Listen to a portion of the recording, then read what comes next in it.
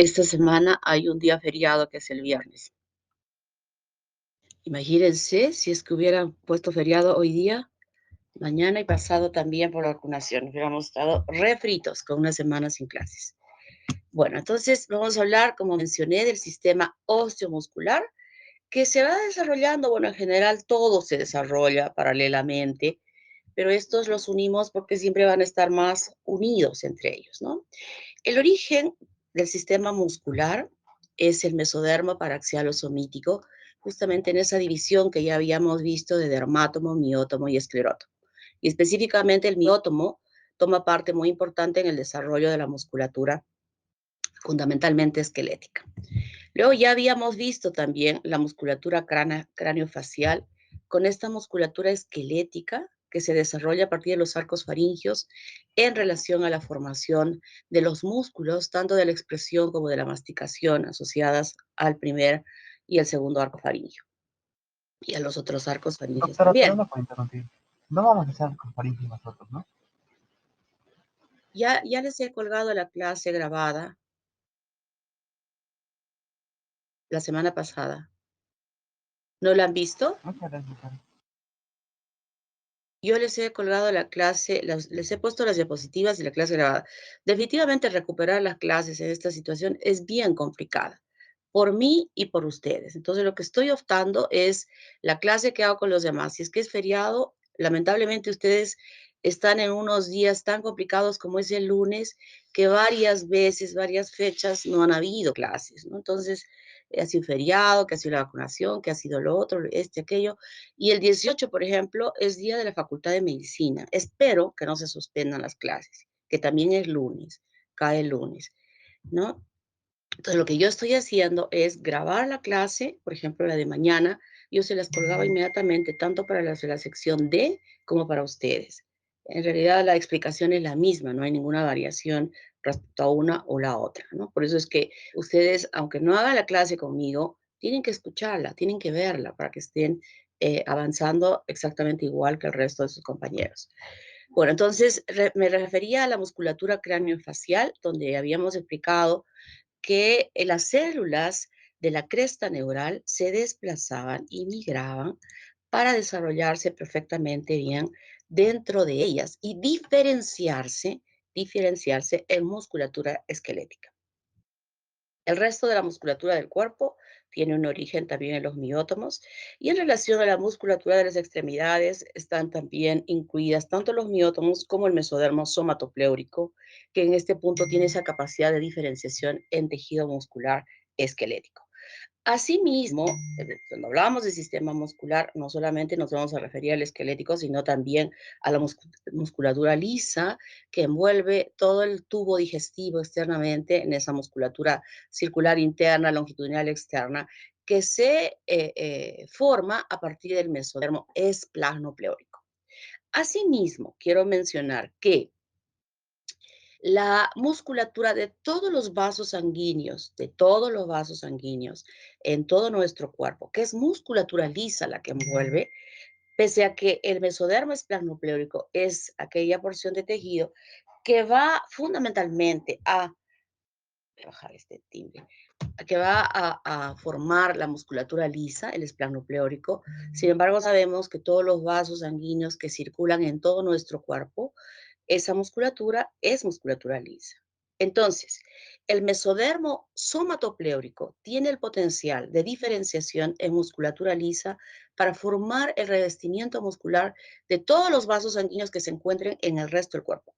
Si estoy mencionando que el miembro superior y el miembro inferior tiene un origen en cuanto a la musculatura esquelética de mesodermo somatopleórico y de miótomos, por ejemplo, definitivamente allí no llegaría el mesodermo esplanopleórico para formar el revestimiento de musculatura lisa de estos vasos, ¿verdad?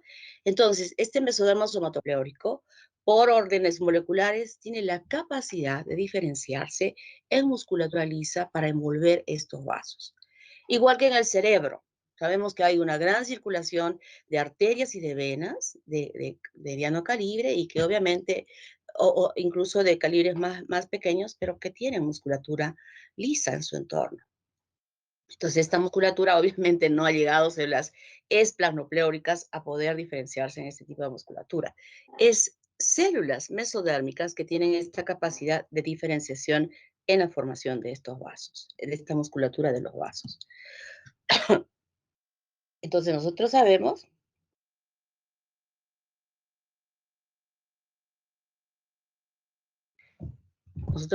vemos aquí justamente lo que habíamos estudiado al principio, ¿verdad? Ectodermo, el tubo neural y cómo se formaba esta tercera hoja embrionaria que era el mesodermo. A su vez, este mesodermo se diferenciaba en dermátomo, miótomo y esclerótomo, que ya ahora también vamos a hablar sobre este esclerótomo en la formación de las vértebras. Y este miótomo es la porción muscular muy importante que va a tener un potencial de diferenciación en las diferentes musculaturas esqueléticas que revisten al tubo, inicialmente este tubo embrionario que se había formado cuando se cierra completamente aquí en la línea alba. Pero antes de que se cierre aquí completamente, habíamos observado que el endodermo que se había formado revestía internamente al saco vitelino y recubría externamente este mesodermo esplanopleórico para rodear completamente al tubo digestivo desde la parte cefálica a la parte caudal. Entonces, aquí podemos determinar y definir lo que acabo de mencionar. Esta musculatura lisa que va a rodear al tubo digestivo está formada del mesodermo esplanopleórico.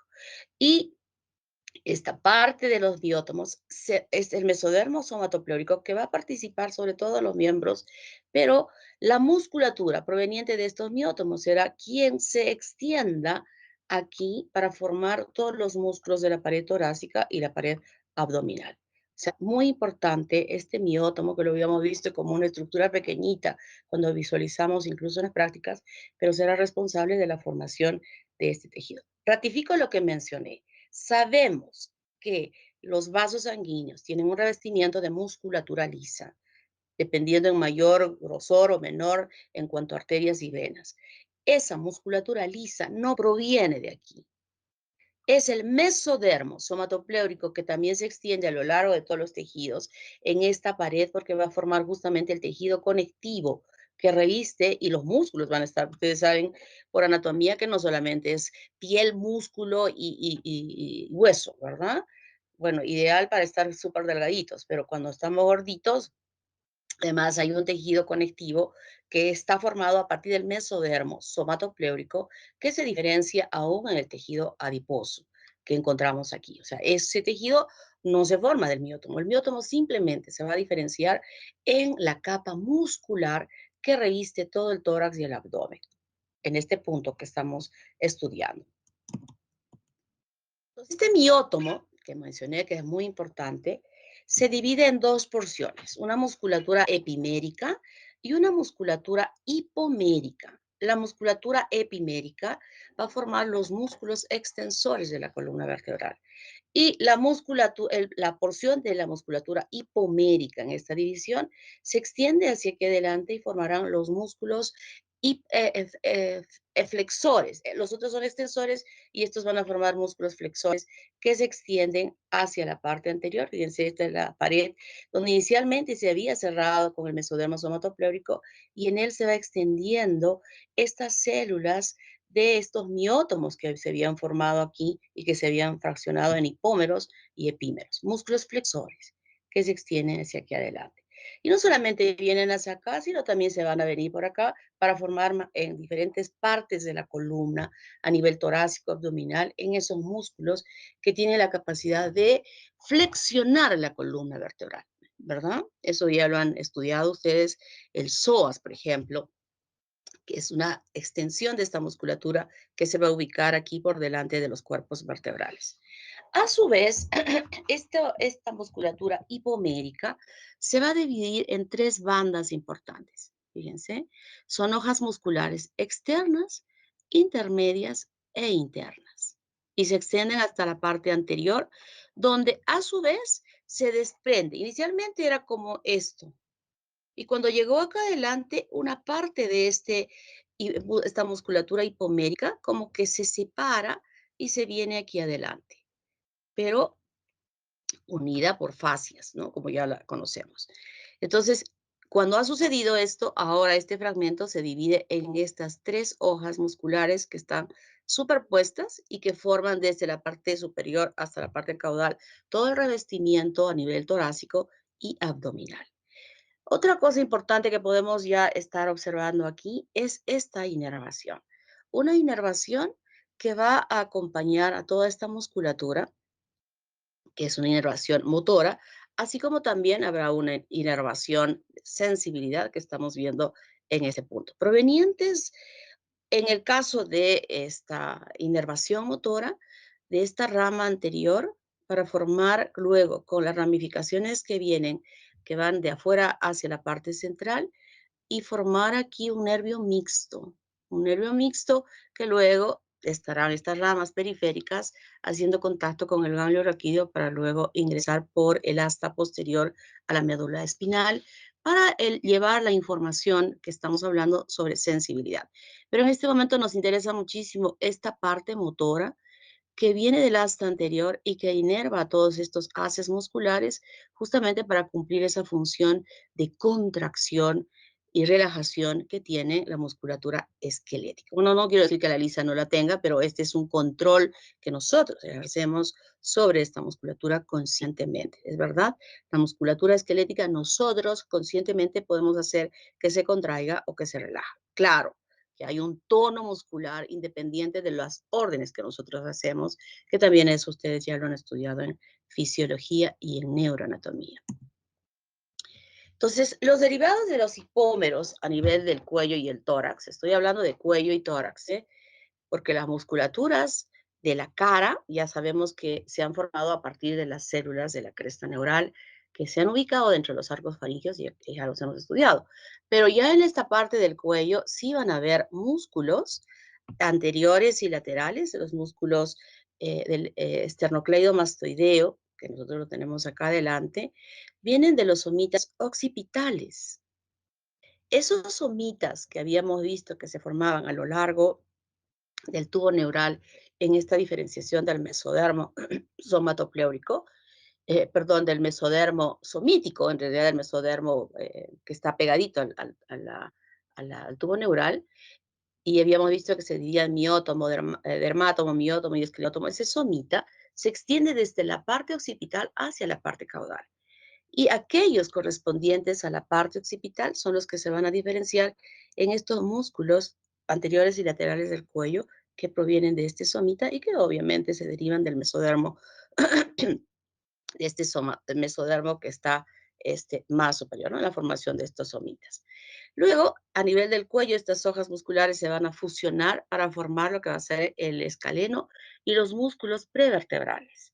A nivel del tórax, estos tres haces que se diferencian perfectamente bien van a formar los músculos intercostales externos, los internos y transversos, además del infrayoideo y el esternal, ¿no? Y más, esto a nivel del cuello, ¿eh? A nivel del tórax se estarán formando estos rectos anteriores que nosotros hemos visto, yo se los acabo de explicar, que cuando llega este haz hipomérico se desprende para formar justamente una porción de esta musculatura que formará los rectos anteriores. Entonces, la migración, el desplazamiento, es también por órdenes moleculares, MioD, así se llama esta proteína, que es la que va a permitir la diferenciación de estas células, hacer musculatura esquelética y que van a ser favorecidas en su desplazamiento para ir recubriendo la pared torácica y más caudalmente la abdominal, como vamos a ver. Aquí seguimos a nivel abdominal, ya no vamos a formar esos músculos intercostales que los habíamos visto a nivel torácico, sino se van a diferenciar en estos músculos abdominales. Fíjense, las tres bandas siguen dando y nosotros conocemos muy bien a esta musculatura que lo han estudiado ustedes en anatomía. Y a nivel abdominal estará el oblicuo externo, el interno, el transverso, el recto abdominal que va a venir aquí, y en la parte anterior ya formándose el cuadrado lumbar y el psoas, aquí, y el piramidal. A nivel pélvico, esto es muy importante porque esta musculatura hipomérica es la que va a formar el elevador del ano y el coccigio, es decir, el diafragma pélvico. Este diafragma que tapiza la parte baja de la pelvis perfectamente bien y que yo había conversado ya sobre este diafragma pélvico muy importante en el momento del parto, que era justamente parte de él que seccionábamos en la episiotomía para que no se dañase esta musculatura y no se desgarrase. Y está formada fundamentalmente por el elevador del ano y el coxigio, que forman perfectamente, además, lo que va a corresponder a la musculatura, o sea, se suma a esta musculatura del esfínter anal externo y el esfínter uretral, ¿no? O sea, esta musculatura cumple un rol importante en poder ser un esfínter para que estos dos orificios puedan contener perfectamente bien la evacuación del contenido que se encuentre en, en estos órganos. Entonces, el músculo hipomérico es un músculo flexor, es un músculo flexor y además en esta parte más baja a nivel pélvico forma el diafragma pélvico. Como mencioné ya, la inervación está dada por los ganglios raquídeos, ¿no? Estos ganglios raquídeos que se forman a partir, en el caso de la sensibilidad, a partir de las células de la cresta neural, que forman un ganglio. Entonces, nosotros sabemos por neuroanatomía, por fisiología, que la médula espinal, y la hemos visto también en la práctica, tiene en su formación, ya forma estas astas que estamos viendo aquí, basales y dorsales. La postura de los nervios, de las neuronas que se ubican en la capa del manto, que será la que va a formar justamente la sustancia gris, es donde se ubican estas neuronas. Y justamente en esta parte anterior se ubican las neuronas motoras, de donde emergen una raíz, que es la raíz anterior, que es responsable de la inervación de estos músculos hipoméricos que luego van a dividirse y que estarán recibiendo también esta inervación, ¿no? Y que se extiende hacia la parte anterior. Con musculatura esquelética que recepciona una información para su contracción. A su vez, están estas ramificaciones, que son las ramificaciones que llevan la sensibilidad a través de estas raíces que están viajando. Aquí en esta porción ya se inicia la formación de la raíz mixta. Y de esta raíz mixta es que emergen los nervios motores y también los nervios sensitivos. Pero ellos llevan esta información aquí al ganglio raquídeo, donde hacen contacto con una neurona y esta a su vez va a llevar la información hacia el asta posterior, donde también se encuentran unas neuronas que están interpretando la sensibilidad que trae ella, ¿no? Y aquí se forma el arco neural que ustedes lo han estudiado ya en fisiología. Esto es muy importante que lo tienen que recordar. En la práctica, nosotros vamos a poder reconocer a estas raíces microscópicamente y ustedes me dirán cuál es la raíz posterior, la raíz anterior, la raíz mixta, que se puede visualizar bien. Esta rama mixta también va a emitir inervación a esta musculatura epimérica, que ya se va a diferenciar en esos músculos que van a tener la responsabilidad de extender la columna vertebral. ¿Cómo se desarrolla las extremidades superiores o inferiores? Que en realidad esto más o menos caminan casi de la misma forma. Había hablado de los miótomos occipitales, fíjense dónde se ubican estos miótomos occipitales. Estos son los miótomos o la musculatura esquelética que se ha formado inherente a, a estas células que se habían diferenciado en miótomos. Y además tenemos los miótomos preóticos, que son los que van a formar justamente la musculatura extrínsecas del ojo, que no tiene que ver nada con arcos faríngeos, ¿eh? Es unos miótomos preóticos que se llegan a desarrollar y que formarán esta musculatura extrínseca del ojo. Entonces, en la parte posterior, y hemos miótomos, aquí están ahora los miótomos cervicales, 1, 2, 3, 4, 5 y 6. A partir del tercero, cuarto, quinto y sexto, cervical, y los 4 primeros torácicos, justamente a ese nivel es que se empieza a producir justamente la yema del desarrollo de este miembro superior. Y lo hace a través de un engrosamiento del ectodermo que se llama la cresta apical ectodérmica, que empieza a formarse ese nivel, pero es una condensación mesenquimal la que estimula a que esta cresta siga desarrollándose.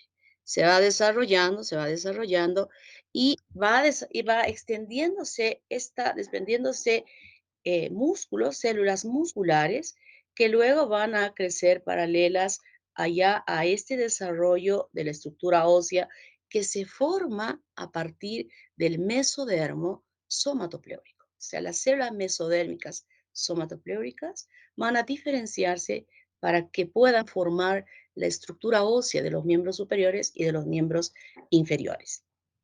A su vez, esta musculatura que está viniendo se diferencia ahora también proveniente de los miótomos, son células musculares que se desprenden y que acompañan en este crecimiento del miembro superior en formar, de acuerdo a la posición, en músculos extensores y en músculos flexores de la extremidad. Siempre van a ir acompañados también de nervios, que en este segmento ustedes saben bien cómo va la inervación del plexo braquial, quienes participan, que estarán incluidos en la inervación de la musculatura del miembro cuando éste se extienda en toda hasta llegar a la parte de la mano, ¿verdad? Hasta llegar a ese punto es que viene desarrollando. Entonces nosotros vemos aquí justamente cómo el tejido mesodermo somatopleórico que está aquí acompañando a toda la envoltura de este embrión, de este tubo embrionario, y donde tiene el potencial de diferenciación de estas estructuras óseas inicialmente como cartílagos. Aquí ya podemos ver la sombrita de cómo se fue a formar los huesecillos de la mano, aquí, cartílagos que se ven allí a este nivel. Luego tenemos aquí, que ya estamos viendo en la práctica, ¿eh? Hemos visto esos cartílagos que les hemos dicho, miren, esta es la patita, claro, no es de humano, pero es de un animalito, que igualmente se van formando estos cartílagos en el interior de la patita y en el interior de los miembros. También hemos visto el omóplato, cómo se llega a formar. Entonces, estos cartílagos, aquí es uno, que por lo que estamos observando, esto dará lugar a húmero, y aquí estaría este cúbito y radio y los huesecillos de la mano. Se siguen extendiendo. Aquí se va a extender justamente también estas células musculares que van a ir diferenciándose en la musculatura esquelética flexora y extensora aquí en la extensión del brazo. Y además, siempre acompañando, así como habíamos visto cómo estas fibras nerviosas acompañaban a la formación de los músculos, tanto a nivel torácico como a nivel abdominal, igualmente aquí se van a extender para cumplir esa misma función de inervación en esa musculatura que va a empezar a formarse aquí para formar todos los músculos que nosotros encontramos en los miembros superiores e inferiores. En realidad, el crecimiento es simultáneo, o sea, no hay variaciones. Claro que después formarán que el húmero es más chico que el fémur o que la tibia, entonces hay variaciones en cuanto a eso, pero el desarrollo casi es similar, iniciándose con estas yemas que se forman, que nacen de este tubo que inicialmente se había formado cuando se produjo la plegadura de las 3 hojas embrionarias. Y la mano y el pie se forman de esta manera, como una aleta. Y dentro de ella, a partir del mesodermo somatopleórico, empieza a diferenciarse esta estructura ósea, ¿no? Los huesitos que van a formar los dedos de la mano y del pie. Aquí solo estamos viendo 4, ¿no? Es de un animalito, pero nosotros sabemos que va a ser 5. Vamos que va a ser 5, que es igual, o sea, el desarrollo va a ser absolutamente similar. Y luego que está desarrollándose, va creciendo más, se forman unas estrías entre ellos. Se forman unas estrías que se van profundizando más y que luego va a haber apoptosis a ese nivel. Perdónenme un segundito, por favor. Carlita, estoy en clases. Dime. Hoy día 4, Carla. Sí, sí, sí.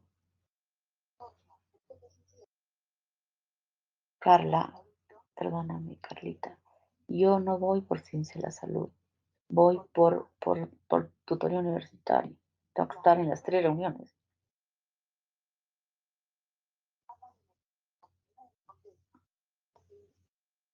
Ya.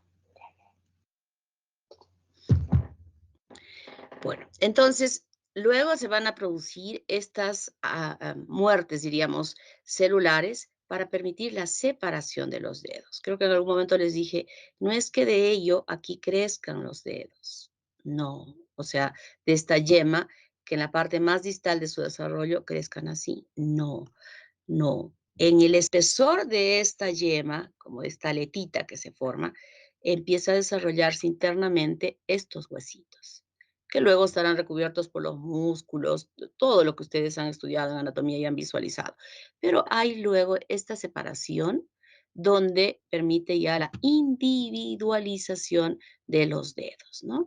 Y esta es la cresta apical ectodérmica que está aquí, fíjense, y que, como dije, este tejido mesodérmico internamente va a permitir que se pueda extender. Y participan proteínas moleculares como este receptor para el ácido retinoico, muy importante, o la proteína morfogenética ósea 2, 4 y 7, que también van a estar permitiendo la diferenciación y el desarrollo de esta porción.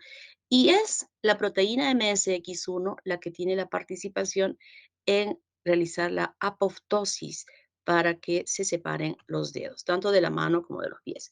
Algunas veces esto no sucede normalmente y puede ser que no se produzca una apoptosis aquí y estos dos dedos estén fusionados o estos dos dedos estén fusionados y eso le llamamos nosotros sindactilia. Y entonces aquí vamos a ver una secuencia cómo se van a diferenciar estas musculaturas, ¿no?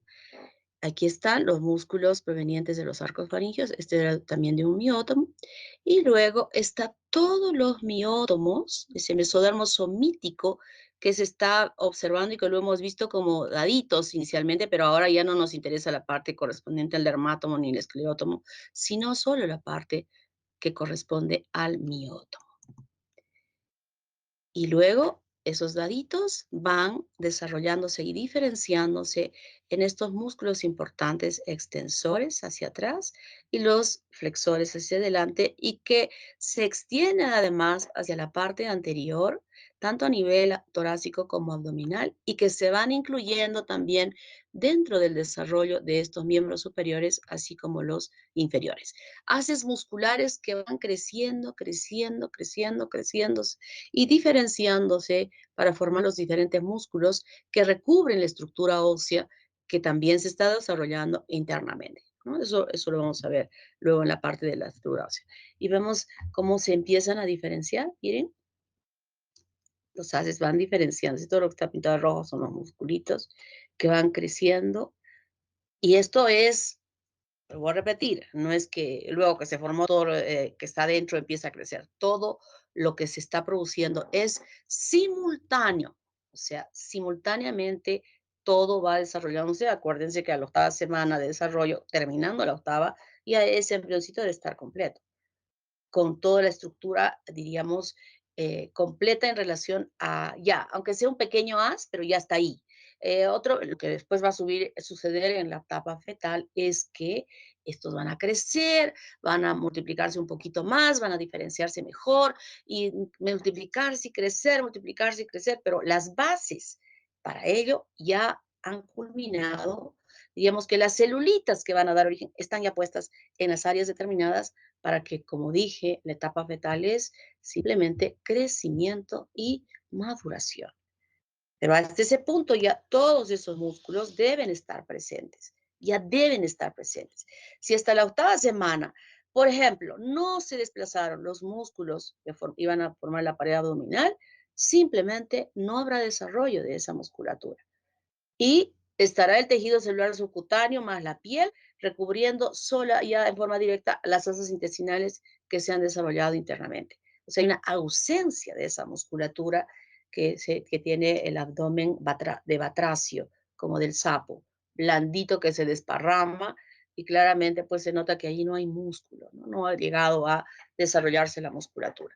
Entonces, en esta etapa tiene que estar, como diríamos, sembrar las semillitas para que luego puedan desarrollarse perfectamente bien y puedan formar en forma muy importante estas musculaturas que también las conocen ustedes cuando han visto en esta plataforma de anatomía tan bonita que tienen ustedes, de poder cortar y cómo se van abriendo los planos, ¿verdad? La piel, el tejido celular subcutáneo con la grasita, y separaban ello y empiezan a entrar a la cavidad abdominal, separando los músculos independientemente uno sobre otro, que forman esa pared abdominal y que la protegen perfectamente bien. ¿Alguna pregunta hasta aquí?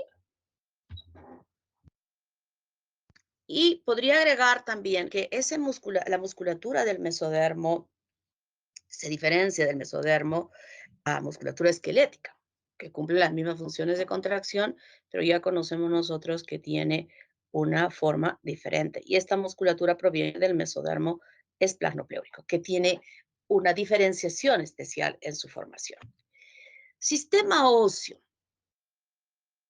Este tejido óseo fundamentalmente se forma, bueno, a excepción de los huesos de la cara que habíamos visto, que se forman de la diferenciación de las células de la cresta neural, el sistema óseo en general, donde se ubique, se va a formar a partir de el mesodermo somatopleurico, con excepción, vuelvo a incidir, esos de la cara y también la formación de las vértebras, que se forman del mesodermo somítico o paraxial, no del mesodermo somatopleurico. Entonces, aquí van a diferenciarse las osificaciones que ustedes ya han estudiado en histología. ¿Cuáles eran? ¿Cuáles eran esas osificaciones? La Intramembranosa, intramembranosa o directa, endoconral, la mixta o endoconral, marginal y endoconal o endoconral. indirecta. A ver, ya, a ver. ¿Quién dijo intramembranosa? Yo, Jacqueline Paz. Victoria Ya. Pari. Claudia Hola, Núñez. ya. Dustin. Victoria Pari, ¿quién más? Claudia Núñez. Hola, ya. Dustin Ya. Cárdenas. Alberto Soto. María Fernanda Castro. Ya, espérense. A ver, yo he preguntado a Paz, a Pari, a Claudia Núñez, a Soto, a Castro, ¿quién más? Dustin Cárdenas. Hola, ya. ¿Paola qué? Perdón. Yap. Yap, Yap. Yapo. ¿Yapo? ¿Sí? ¿Estoy bien? Sí, doctora. Ya. Muy bien, entonces me han dicho intramembranosa, endocondral, marginal y falta una.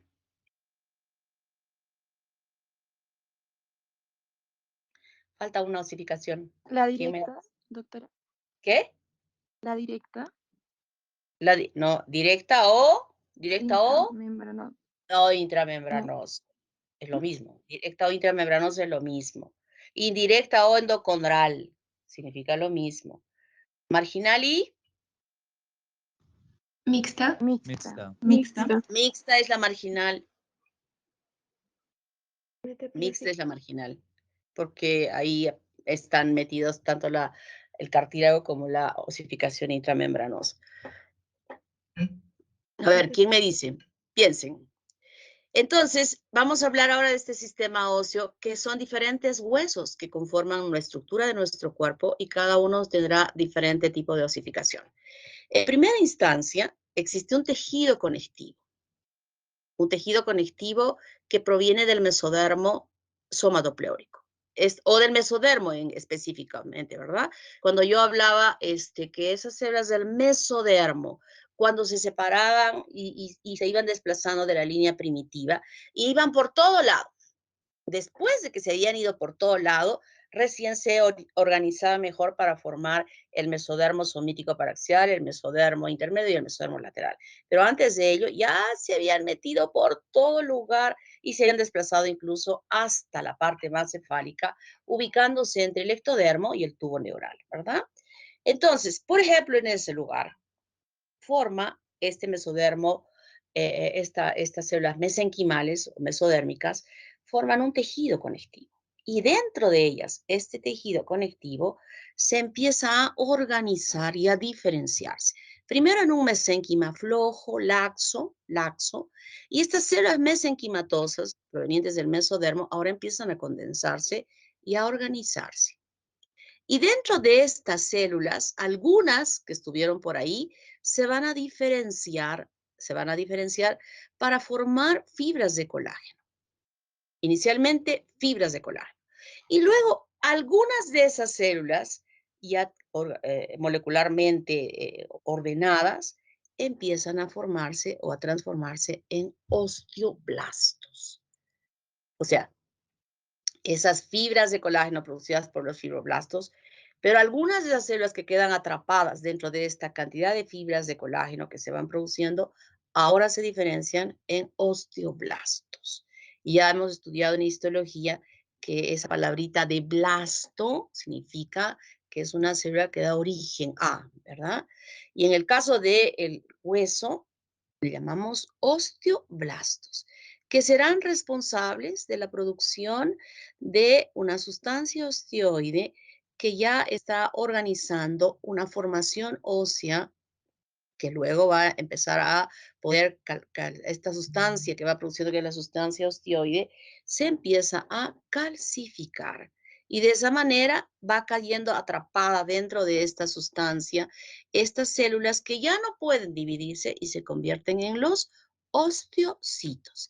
Y los osteoblastos están aquí en la parte periférica, siguen ellos produciendo esta sustancia osteoide, donde van quedando atrapados algunos de estos osteoblastos que luego van a convertirse en osteocitos, Y de esa manera va avanzando la formación de este tipo de osificación que nosotros llamamos osificación directa o intramembranosa, que es la que da origen a las células, generalmente a los huesos de los huesos planos. Todos los huesos planos tienen ese tipo de osificación intramembranosa, como habíamos visto del neurocráneo que formaba los huesos de la calota, que lo habíamos estudiado ya en la clase pasada, ¿no? Entonces, esa es la forma como se llega a osificar los huesos, este tipo de osificación directa o intramembranosa. Y lo tenemos aquí, más claramente ya en un desarrollo mayor, donde acá está la médula roja, tenemos a los osteoblastos, que como mencioné, van a estar produciendo sustancia osteoide aquí, que formará luego, cuando empiece a calcificarse, la matriz de las trabéculas, y donde quedan atrapados estos osteocitos en un espacio que se forma ahí. ¿Cómo se llamaba el espacio donde se alojan estos osteocitos? Osteoselecto. Osteoclasto. ¿Cómo se llama? Osteoclasto. Osteoclasto. No, Osteoceleste. Osteoblaste. no, no, no, Laguna. Trabécula. Osteoplastos. Osteoplasto. ¿Quién? A un niño dijo ahí osteoplasto. Alberto Soto. Alberto Soto. Osteoplasto. Es ¿quién? ¿Quién? ¿Quién eres? ¿Quién eres? ¿Quién? He escuchado decir a alguien, yo también he dicho osteoplasto. ¿Quién fue? No te escuché. ¿Quién era el niño? Niño, ¿quién dijiste? Dijiste tú. Yo también dije. ¿Quién fue? ¿Por qué no me dicen? Y después me están reclamando, yo participé y no me ha puesto mi puntito. Ustedes quiero que desde ya les digo, porque yo pregunto siempre, aquella persona que diga y que yo repita su nombre al estar escribiendo en mi cuadernito, esa es la persona que voy a considerar. Si no me dicen quién es, si yo no escucho quién es, porque no escucho. A veces ustedes hablan y de repente están hasta con su micrófono cerrado y ni siquiera se dan cuenta que estuvieron con el micrófono cerrado. Entonces yo no puedo escuchar. Yo quiero, han visto, yo estoy apuntándoles, agregándoles puntitos, pero quiero escuchar, quiero anotar. Si no anoto, ¿cómo? No puedo, no puedo. A ver, ¿quién fue ese niño que me dijo yo también? No tengas miedo, no, ¿por qué me tienes miedo? A ver, dime, ¿quién fuiste? Niño, Se le fue el internet al niño. Bueno. Entonces, a ver, para que recuerden ustedes, que sí,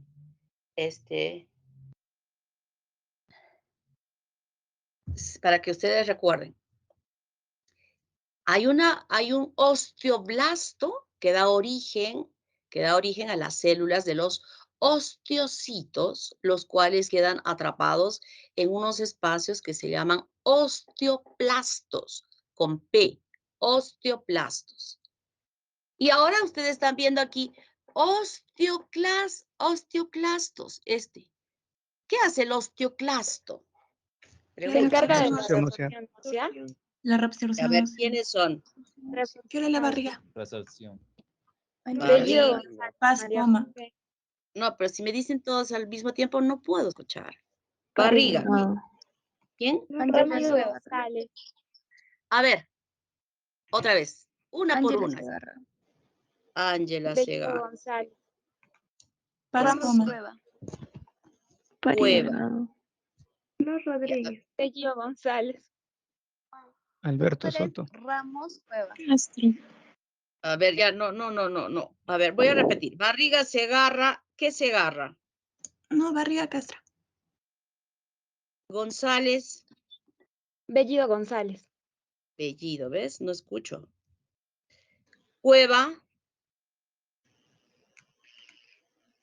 Delgado. Ramos Cueva.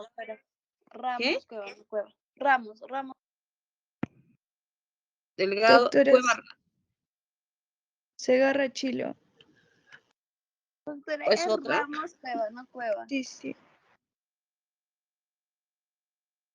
Ya me perdí otra vez. Delgado Cueva.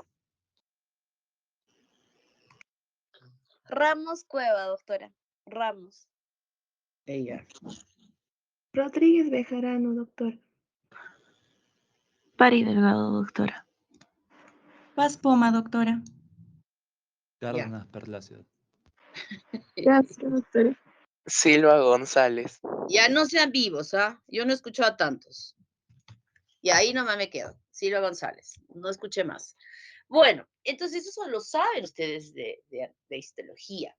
Lo saben. Entonces aquí se llega a formar también, y estos osteoclastos son las células importantes de resorcionar el hueso, de sacar el calcio del hueso para que los niveles de calcio en sangre estén manteniéndose siempre normales, porque ustedes saben que el calcio es un ion importante.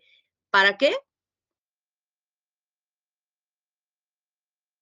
Para las funciones de la célula. Funciones en los huesos. Celular y estructural. Funciones celulares. Para el mantenimiento de dientes y huesos. Muy ¿Para los bien, huesos? muy bien, excelente. El calcio es importante para muchas funciones de las células, ¿verdad? Ahora sí, esta pregunta sí va con apuntada. ¿Cuál es el valor normal de calcio en la sangre? De 9 a De 12. 9 a 12 miligramos. De 9 a 12. miligramos. De 9 a 12. 9 a 12. Ay, Dios De mío, 9 a ahora 12. ya, son muchas, no voy a apuntar. Son muchas, ya me están atolondrando. Y han habido muchas participaciones hoy día. De 9 a 12, exactamente, ¿no? Voy a tomar en cuenta, voy a prender mi celular. Voy a prender mi celular. Espérense. Aquí creo que puedo ver las manitos.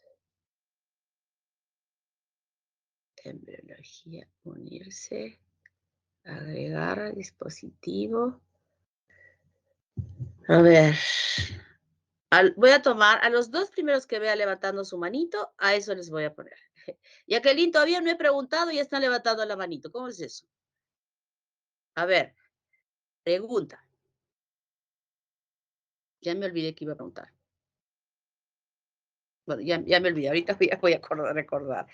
Entonces, esta formación de hueso plano es así, como está moviendo, y es muy importante porque justamente en ellos esta función de la médula ósea no solamente es esta, sino también la formación de células de la sangre que se van a dar aquí. Periféricamente es esta capa fibrosa del periósteo muy inervado que da el recubrimiento a todos estos huesos planos, que como mencioné, están dándose en los huesos de la calota. Otro hueso plano muy importante que tenemos, por ejemplo, es la pelvis, de donde justamente vamos a hacer muchos estudios obteniendo la sangre que se ubica en estos espacios. Luego tenemos a la osificación a partir de cartílago, ¿no? ¿Y cómo se forma? Esta es la osificación endocondral o indirecta, porque previamente tiene que formarse cartílago para que luego recién se produzca la osificación. Y igualmente, aquí hay células mesenquimatosas que ahora no se diferencian directamente en osteoblastos, sino se van a diferenciar en condroblastos. Condroblastos. Son las mismas palabritas en el sufijo, pero con una modificación en el prefijo respecto al si es hueso o si es cartílago. Entonces, estas células mesenquimales se van a diferenciar en células cartilaginosas y formación de condroblastos. Estos condroblastos van a empezar a también liberar externamente una sustancia intercelular basófila donde quedan independizadas las celulitas igualmente alojadas en una casita que se llama condroplasto, igual que en el caso con esa diferencia. Y luego estas celulitas van quedando atrapadas dentro de esta matriz, pero que no es firme, que no está calcificada todavía, y entonces se convierte ya en un cartílago con células que se llaman condrocitos atrapados dentro de esta matriz que se va produciendo por estas células de los condroblastos. Y los condroblastos se ubican en la parte periférica que siguen produciendo estas celulitas y la sustancia, desprendiéndose ellas para formar estos condrocitos en la formación inicial del cartílago. Hay estructuras importantes en nuestro cuerpo que se van a seguir manteniendo por siempre como cartílagos, o sea, que no se llegan a osificar. Por ejemplo, en el pabellón de la oreja nosotros tenemos tejido cartilaginoso y no se llega a osificar. Nadie tiene la oreja dura, la podemos flexionar perfectamente bien. Hay cartílagos que son firmes que se pueden romper, ¿no? Se pueden romper ese cartílago, se puede romper porque es un tabique, un tejido cartilaginoso bastante duro, pero hay otros que predominan las fibras elásticas en ese cartílago. Esto también lo han estudiado ya en histología, donde tiene una flexibilidad ese tejido cartilaginoso. Pero gran parte de este origen embrionario en la formación del cartílago va a dar lugar luego ya que se osifique. Y cuando se osifica, luego que se ha formado como un molde inicial de ese cartílago que luego se osifica, estaremos hablando de una osificación endocondral o indirecta, ¿no? Entonces, estas mismas células cartilaginosas, el tejido cartilaginoso, se va dando ya con una forma, fíjense, una forma de un hueso. La sustancia de la matriz que se va produciendo igualmente le va dando esta forma ya a un hueso. Y si es que hay la orden molecular de que ese cartílago se convierta en un hueso, entonces ya empieza a haber una diferenciación con una línea de erosión. Los cartílagos que estuvieron totalmente dispersos en las partes distales se empiezan a organizar para formar lo que habían estudiado ustedes en histología, a ordenar la capa seriada, que se llama, de un extremo y del otro extremo, la capa seriada. Esta capa seriada luego está más ordenadita y aquí justamente en esta línea de erosión va convirtiéndose estas células ahora en en osteoblastos, que van a ir sumándose para formar, ya cuando quedan atrapadas, van a quedar a calcificarse, formando esta parte central, la parte que llega a calcificarse. Y progresivamente se van agregando más y más estas celulitas para ya transformarse en osteocitos que van quedando atrapadas en esta sustancia osteoide que va desarrollándose en la parte interna. Y nosotros lo hemos visto y lo vemos en las láminas, cómo esto va cambiando de color, un color lila intenso, que eso nos significa para nosotros que allí ya ha habido calcificación o ya está ese huesito calcificándose, como vamos a ver ahorita en unas imágenes, cómo se llega a desarrollar. Pero el huesito, supuestamente este tejido cartilaginoso, sigue creciendo O sea, sigue, ya se empieza a calcificar y por eso cuando el niño nace, nosotros no recibimos en el parto a una malagua que se va resbalando entre nuestros labios, entre nuestras manos al momento del parto, sino recibimos un recién nacido firme, ¿no? Pero no todo está calcificado. Los extremos distales, aquí hay tejido cartilaginoso que permitirá a ese niñito que mide 50 centímetros en ese momento, progresivamente en el tiempo siguiente y en los años, y ustedes los varones que crecen hasta los 25 años y nosotras las mujeres que crecemos hasta un poquito más después de que nos vino la primera menstruación. O sea, nuestro crecimiento diríamos, normal, ideal, podríamos decir, va a suceder hasta ese momento de que empezó la menstruación. Desde el momento que empezó la menstruación, ya el crecimiento en nosotras las mujeres es escasísimo, muy lento, ¿no? Y en cambio los varones siguen creciendo y siguen creciendo y siguen creciendo, porque se les permite eso.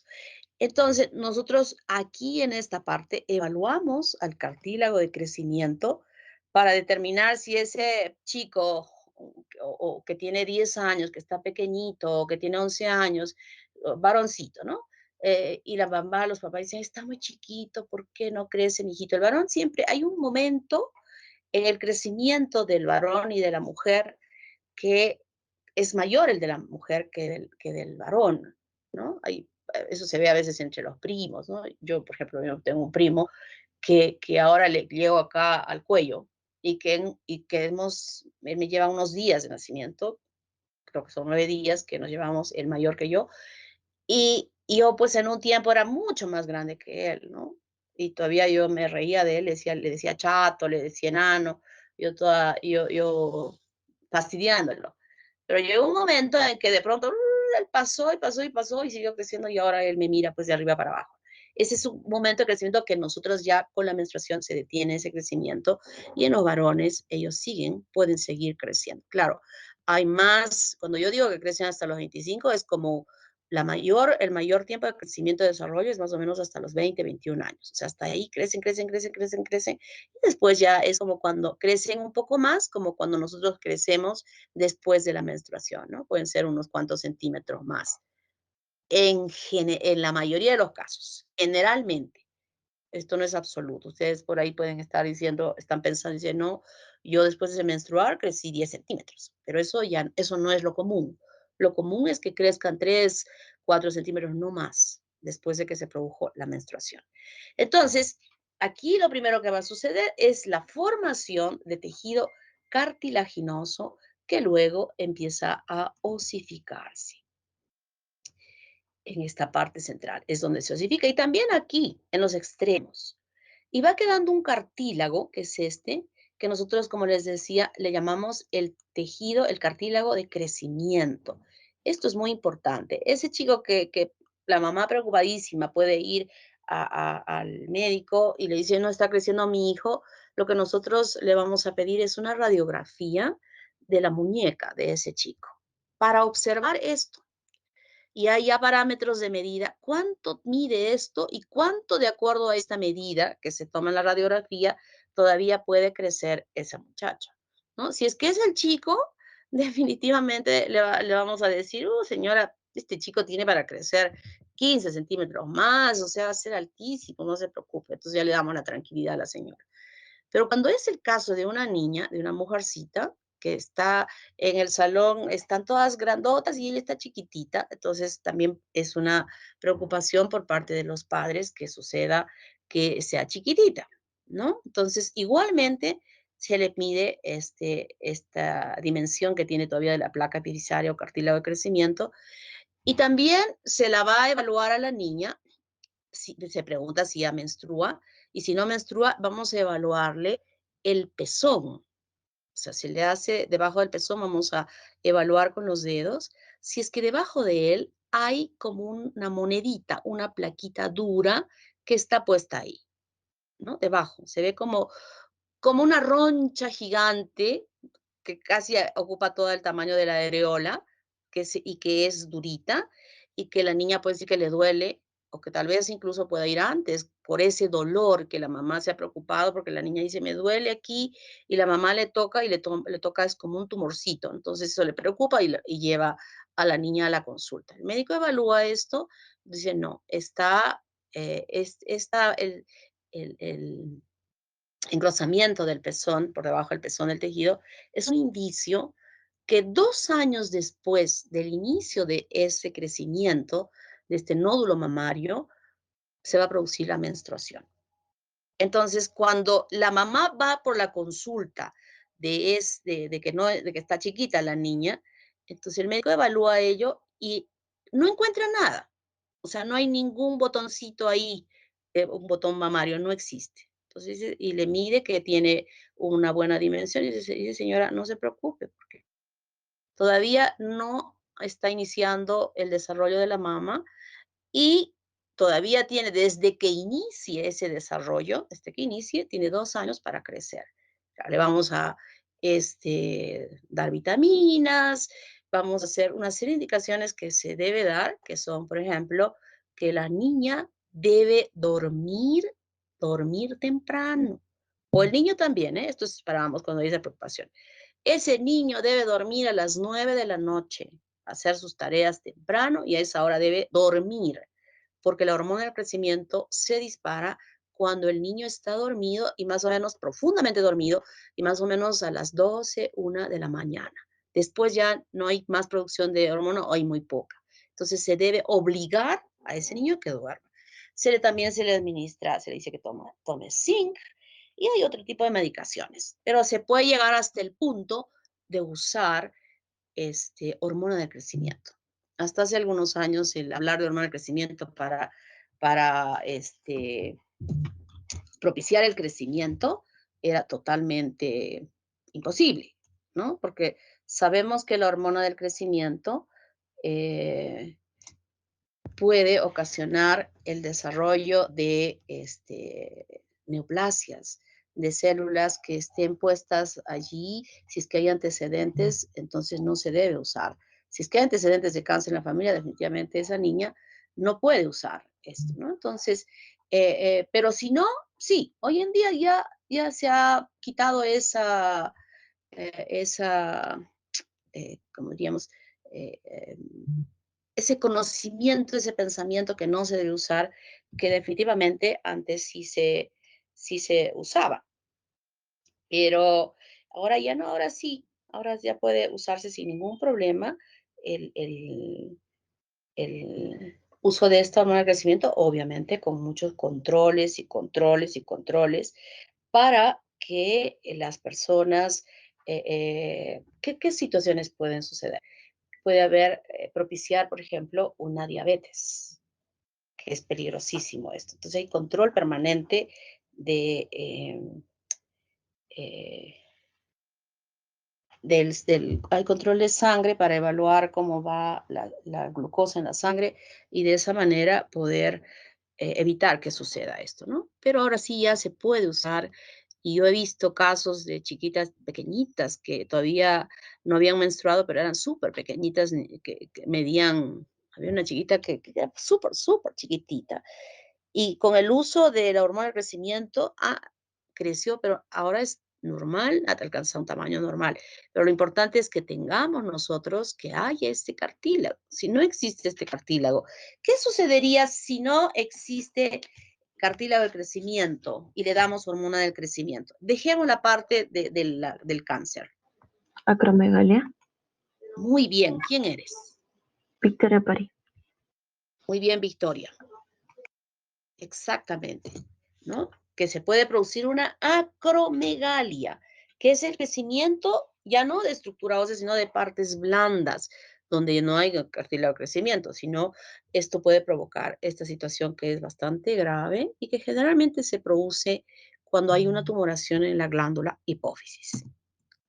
¿Cómo se forma la columna vertebral? Ya había mencionado que este mesodermo somítico paraxial se diferenciaba en dermátomo, miótomo y esclerótomo. Y el esclerótomo se desplazaba, estas células, a rodear a la notocorda, que ya habíamos visto cómo llegaba a formar el tubo neural. Y estas células del esclerótomo van transformándose para llegar a formar estas vértebras que recubren completamente a la médula espinal para protegerla. Una estructura ósea de protección muy importante en toda la extensión de la columna vertebral para proteger a esa médula, esa porción de tejido nervioso que se aloja ahí. Y entonces nosotros habíamos visto que cada somita se desarrollaba en un miótomo, una porción de miótomo, y al lado esclerótomo. Y entre ellos se desarrollaba una arteria intersegmentaria dorsal. Aquí está la notocorda. Entonces, separados, ambos lados. Se han aproximado hacia la notocorda, se han venido aquí y luego, miren, es cada uno de estos esclerótomos ya organizados en cuadrados. Ahora se dividen en dos porciones, una laxa y una más condensada. Y luego, estas porciones, miren, el miótomo está justo al frente de esta parte de esclerótomo que se está desarrollando. Ahora, ¿qué va a suceder? Que el esclerótomo se parte por la mitad, en ambos lados. Y luego se desplazan el de abajo hacia el que está en la parte caudal, hacia abajo, y este hacia arriba. Hacia abajo y hacia arriba. Y al separarse, miren cómo queda. Se juntan aquí justo frente a la arteria intersegmentaria y el músculo va cerrando esta separación. El músculo va cerrando esta separación. O sea, como que está protegido en este punto por esta separación que ha sufrido el esclerótomo en estas dos porciones. Y se juntan. Ahora, ¿qué sucede? Que estos dos que están separados por notocorda se aproximan a la línea central. Se aproximan y rompen al esclerótomo, perdón, a la notocorda. La rompen a la notocorda, la fragmentan. Al unirse, miren, se juntan y ya no hay notocorda acá, ya se pegaron aquí. Se pegó acá. Y la notocorda que quedó en este espacio se queda allí.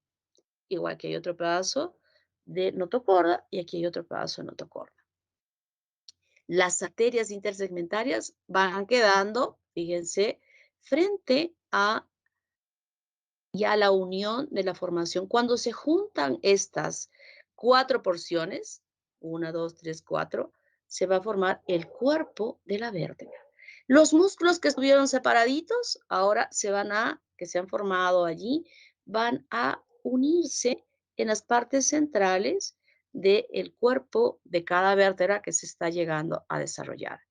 Y ahora el tejido conectivo que quedó atrapado aquí va a formar el disco intervertebral, atrapando en la parte central a la notocorda, que formará el núcleo pulposo del disco intervertebral. Esto ya lo hemos visto en la práctica también a las vértebras, a los cuerpos vertebrales y a los discos intervertebrales que se forman de esta manera. Fíjense, este es un somita, este otro somita que se diferenció en su miótomo y el esclerótomo. Se organiza como unos dados que luego se fragmenta por la mitad y que la parte superior se va a unir con de la más caudal y así sucesivamente. Y luego se aproximan en la línea media y se juntan aquí en la línea media. Y de esa manera forman el cuerpo vertebral. La notocorda desaparece en estos puntos que han sido rotos y solo van a quedar atrapados aquí en este tejido conectivo que ocupa este lugar y que formará las fibras que se va a diferenciar para formar el disco intervertebral, que es como un anillo fibroso que está separando cada cuerpo vertebral. Y de esta manera se forma la columna vertebral. Lo mismo acá, que están las arterias intersegmentarias, el esclerótomo, que se va a partir por aquí por la mitad, y luego va a dar lugar a la formación del cuerpo de la vértebra. En este lugar estuvo la notocorda, pero ahora queda solamente formando el núcleo pulposo del disco intervertebral. Y justamente entre estos espacios se va a poder observar la emergencia de los nervios que están formándose por detrás de este cuerpo vertebral, porque este cuerpo vertebral está dando hacia la cavidad por detrás de él. Y estas vértebras que se están formando, luego,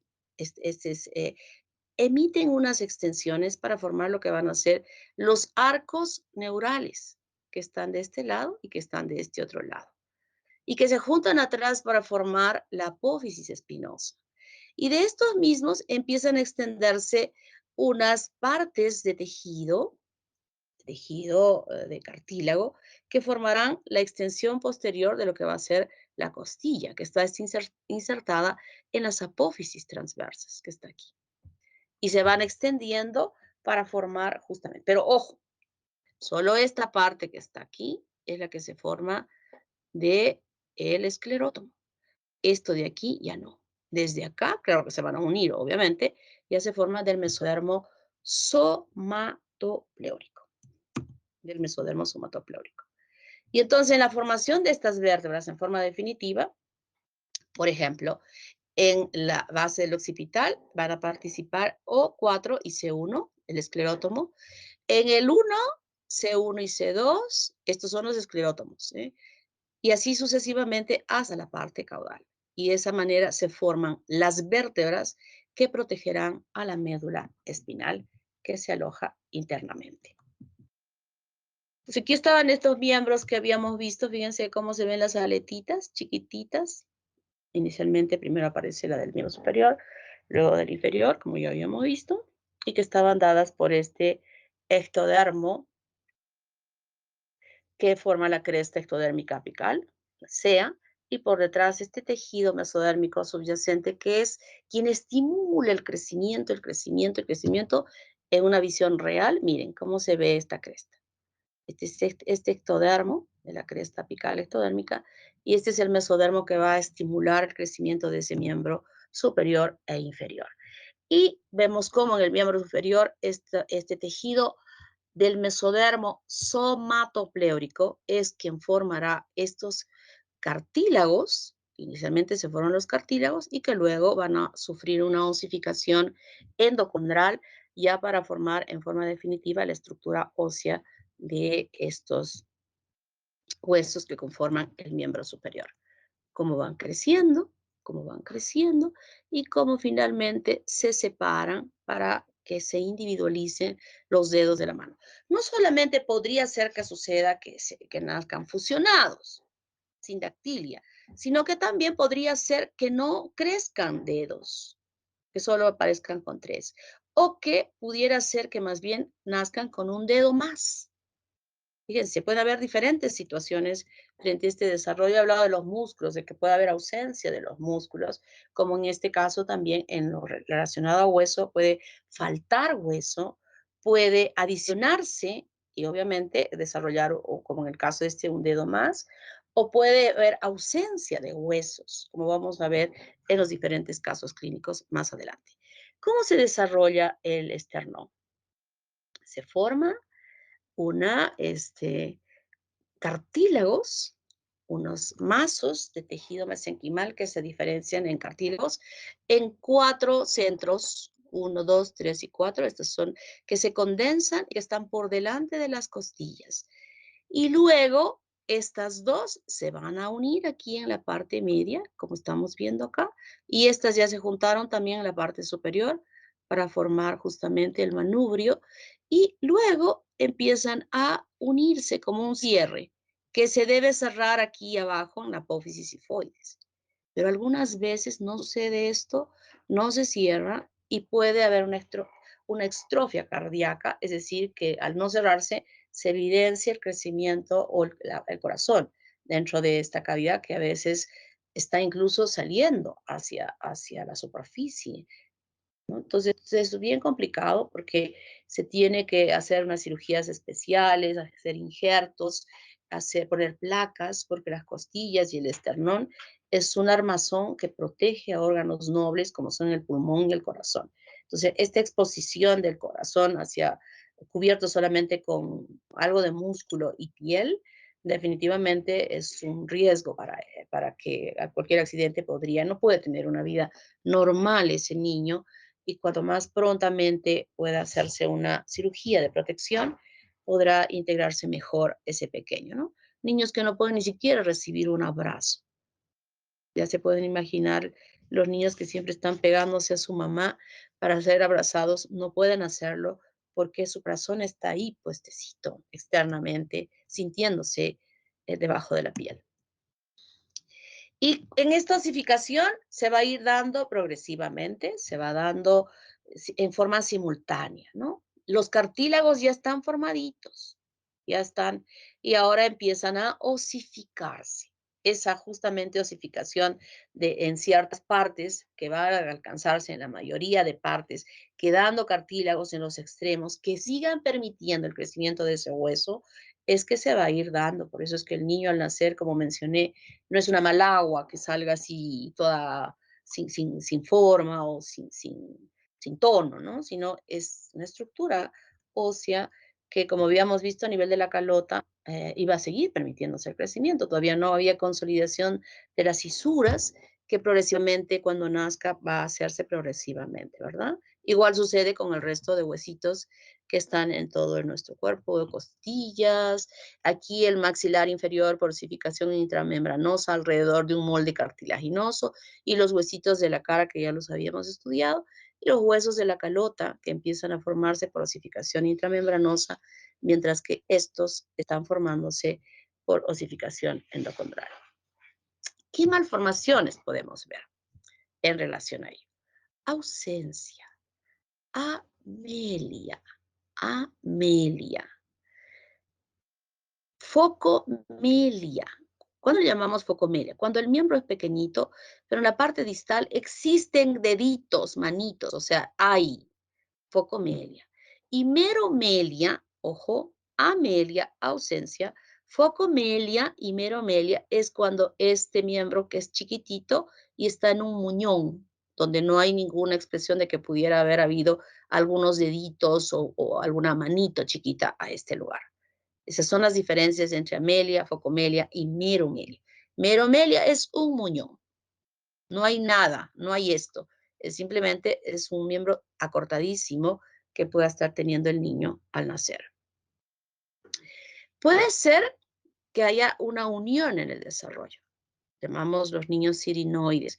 Esto es bien complicado porque no solamente es que están unidos los miembros, sino tiene relación con los órganos sexuales y también digestivos de evacuación, ¿no? Y también tienen un problema neurológico y que no permite que pueda haber una inervación correcta para la evacuación. Entonces, estos niños generalmente pueden nacer, sobreviven y pueden sobrevivir mucho tiempo. Son sometidos a diversas cirugías y una de las complicaciones que se van a dar desde el principio son las infecciones urinarias, que van a llevar al niño a una insuficiencia renal crónica, y esa sería la causa de muerte de estos niños, ¿no? Las infecciones urinarias, que puede ser incluso una septicemia y podría estar ocasionando la muerte de esa persona. El pie zambo es cuando el niño nace con el piecito así doblado, ya nace.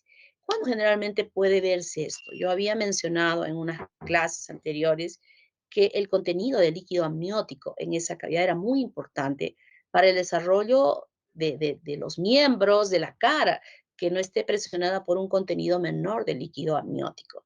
Entonces, cuando esto sucede, está como pegadito ahí con el piececito, y entonces no le permite hablar y como que queda ahí ya en esa posición, ¿no? Que este niño tiene que para poder caminar, tiene que sufrir múltiples cirugías de ligamentos, este, em, ¿cómo se llama? Lo que une al músculo con el hueso, tendones, es todo un procedimiento, pero finalmente pueden caminar, pueden lograr caminar con toda la rehabilitación que se les haga a estos pequeñitos. Sindactilia, miren, función de los dedos, escoliosis. En los casos clínicos vamos a hablar sobre escoliosis, cifosis y lordosis. ¿Qué estará pasando aquí para que la persona nazca con la columna así doblada?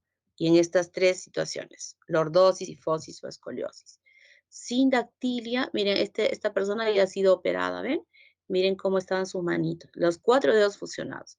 Y luego estos pueden operarse.